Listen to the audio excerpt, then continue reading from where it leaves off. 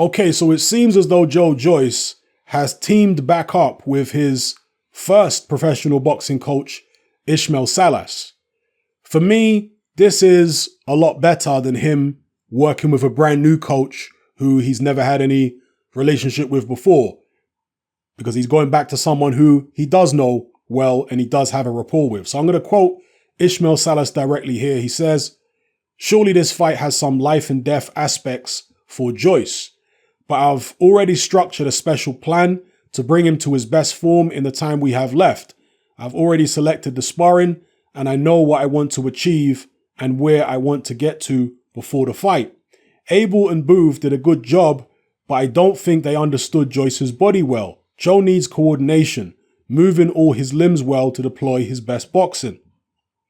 Dubois, I've been following him since his debut. He does not have many resources, but he does have a good jab and a powerful right. But Joyce also hits hard and has good boxing. Dubois actually hasn't beaten anyone important. Joyce will be his first serious test." All right, Joe Joyce back with Ismael Salas. I personally liked the work that Ismael Salas was doing with Joe Joyce, because if you notice, there was at least two performances that Joyce had with Salas. The performance against Ian Lewison on his debut, and also he fought a really big, tall guy. The guy was nearly 7 feet tall. He was like 6'10", very, very tall, a black American guy. I can't remember his name. The fight didn't last long, and that guy really couldn't fight. But Joyce's movement in that fight, as short as it was, looked better than I've seen in any other fight, including the fight against Ian Lewison on his debut, because he used his legs a lot in the Ian Lewison fight. But in that other short fight, which again only went one round, he was using his legs, moving around the ring, getting combinations off.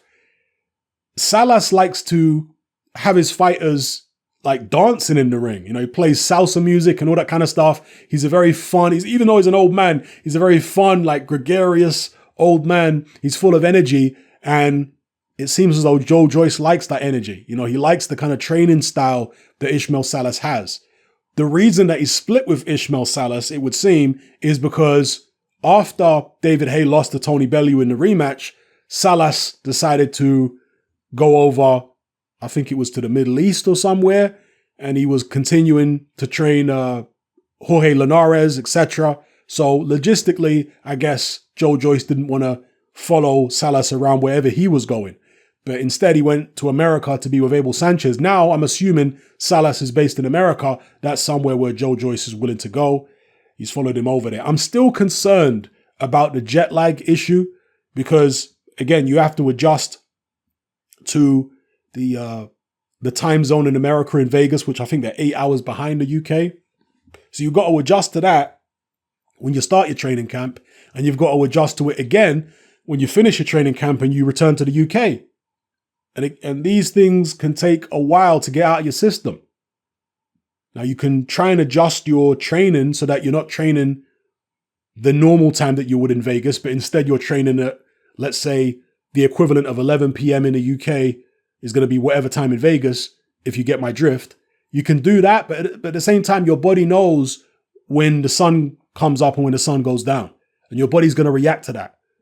So his body clock's going to be all types of confused in this training setup, you know, particularly when he returns to the UK. So yeah, I'm not a big fan of that. It doesn't really make much sense to me. Surely he would have been better off sticking with Booth for this particular training camp and staying in the UK. And then maybe after that, you know, go back to the United States or whatever the case and start working with Salas again. I mean, if Joe Joyce can get to the position where he's earning loads of money per fight, then I'm sure Ismael Salas will probably drop what he's doing with Jorge Linares. I mean, how long is Linares going to be boxing? And how long is he going to be earning decent purses? I'm sure if Joyce can supersede Linares in the purses he's earning, that Salas will probably drop what he's doing there and come train Joyce in the UK. So we'll see what happens. But let me know what you think about this in the comment section below, people. Is Salas the right guy for Joe Joyce moving forward?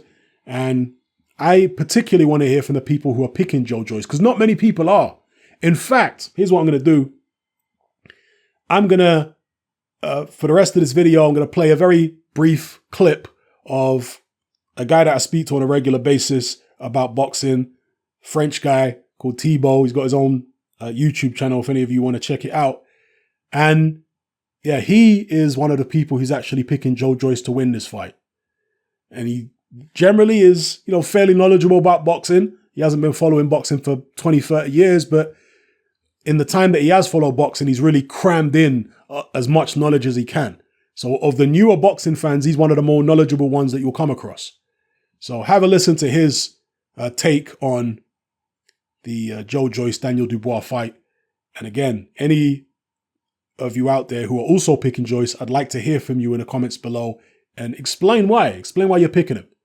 All right, it's happening. I'm out. I can say if Dubois, he's scared or shy, but he doesn't seem as confident as he was against that gypsy guy. I forgot his name.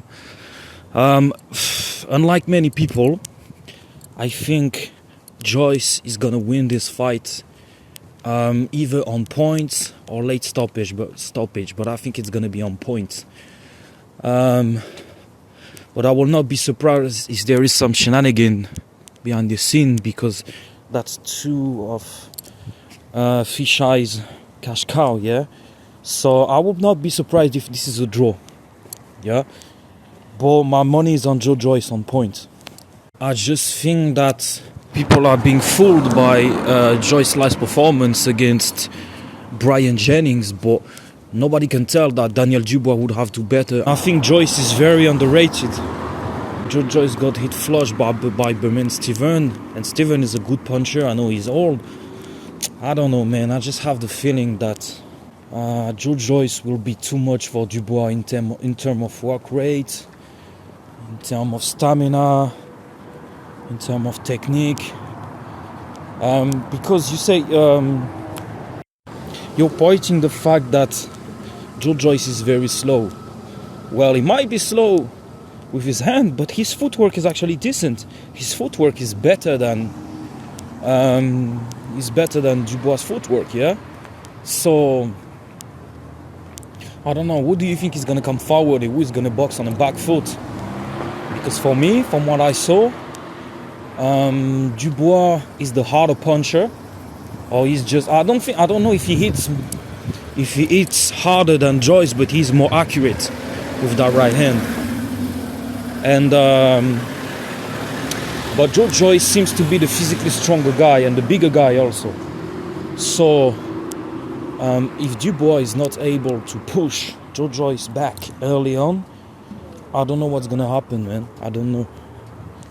I don't know. Dubois is knocking all those guys out. This is good, but I mean, that Japanese guy, Joe Joyce would have knocked him out too, yeah? I think people are underestimating Joe Joyce. I saw an interview where Tony Yoka said that Dubois is chinny. So far, I didn't see any evidence of that, but let's see. But consider that my bet will be on Joe Joyce on point. That's my prediction. Join me on Patreon. I upload a minimum of 2 podcasts every single week, covering a wide variety of controversial topics, as well as live stream Q&A sessions. Take a look on screen right now at some of the podcasts I've produced so far.